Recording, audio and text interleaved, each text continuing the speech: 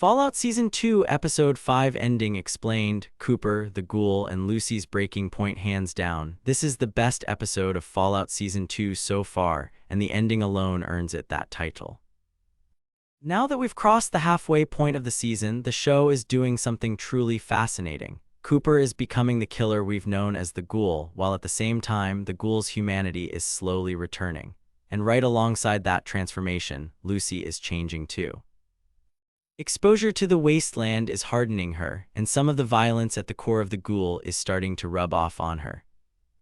The episode closes with, "You always hurt the one you love," and it feels painfully intentional, especially when you consider the inevitable conversation Cooper is going to have with Barbara. That moment alone could create an unbridgeable divide between them. So let's break down everything that made this episode so powerful. This is Fallout Season 2, Episode 5, Ending Explained. Warning: full spoilers ahead. Cooper versus the Ghoul, a complete role reversal. What this episode makes abundantly clear is that Cooper and the Ghoul are mirrors of one another, slowly swapping places. In the past, Cooper was a hero, an Alaskan frontline soldier who believed in saving lives. Now we see him traveling to Vegas with Barbara, aligning himself with Vault-Tec, and indirectly aiding the sale of cold fusion technology to Robert House, a man attempting to live forever. Cooper's mission was simple: kill House and stop the project, but Cooper couldn't do it. Saving millions appealed to him, but taking a single life did not. He wasn't a killer, and that instantly contrasts with the present-day Ghoul, someone who kills effortlessly, sometimes even casually. It shows us how brutally the world shaped him. Yet this episode also suggests something darker. Maybe Cooper became a killer before the bombs ever fell. We see him help a congresswoman protesting a defense contractor summit, someone he'd previously seen honoring soldiers. Cooper stands between two worlds, torn between resistance and compliance. And in this moment, he chooses to go inside with Vault-Tec and Robert House. Robert House and the variable that changed everything inside House's penthouse. Cooper finally meets the real man, hidden behind a double. House reveals something chilling. The world was originally supposed to end on Cooper's daughter's birthday, just as we saw in the Season 1 opening. But Cooper's presence in Vegas that night altered the timeline. House believes Cooper is a variable, someone capable of disrupting the calculations. Cooper assumes House is responsible for the bombs, but House denies it. He claims he's trying to stop it and that someone else, an unknown factor, remains unaccounted for. And hauntingly, House suggests that Cooper himself might be the killer everyone's looking for. The elevator scene, humanity lost and found. The elevator scene is one of the most powerful moments in the series. As Cooper drinks himself into oblivion, the visuals glitch between past Cooper and present Ghoul.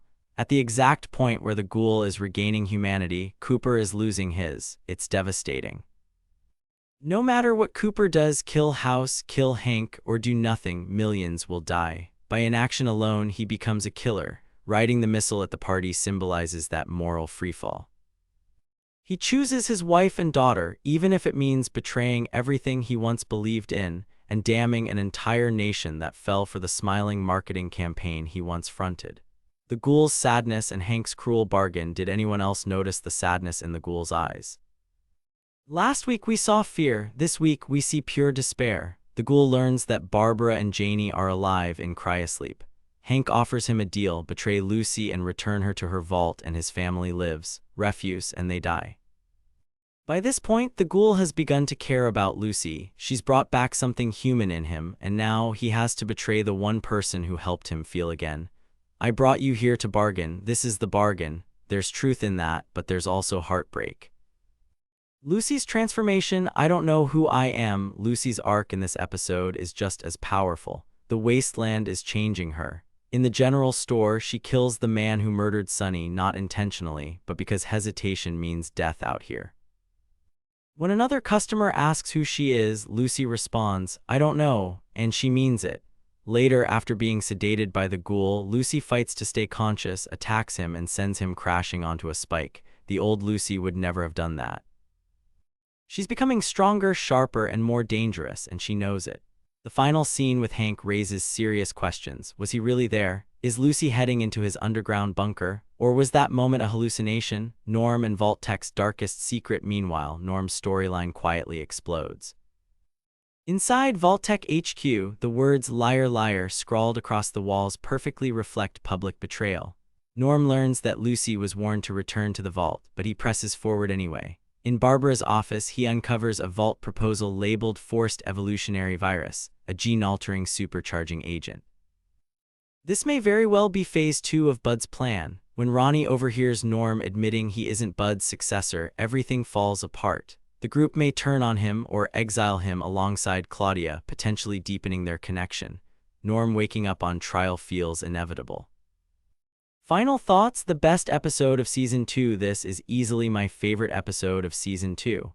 The Cooper flashbacks are consistently the strongest part of the show. His internal conflict, being trapped between impossible choices, is endlessly compelling. The intercutting between past and present was beautiful.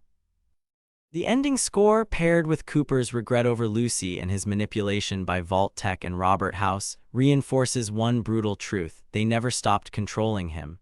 The emotion on the Ghoul's face was heartbreaking. I never expected to feel this deeply for him, but here we are. And let's talk performances. Walton Goggins is phenomenal. He's not playing one character, he's playing two, and the contrast is flawless. As for the Vault storyline, I'm glad we skipped it this week. Save it for when Phase 2 kicks in. While I do think the weekly release hurts immersion compared to Season 1's binge format, this episode proves the show still knows exactly how to deliver emotional devastation when it counts. We're officially on the road to the finale, and if the stakes keep rising like this, Episode 6 could be explosive. What did you think of Episode 5? Let me know your thoughts in the comments, and don't forget to subscribe for more Fallout Season 2 breakdowns.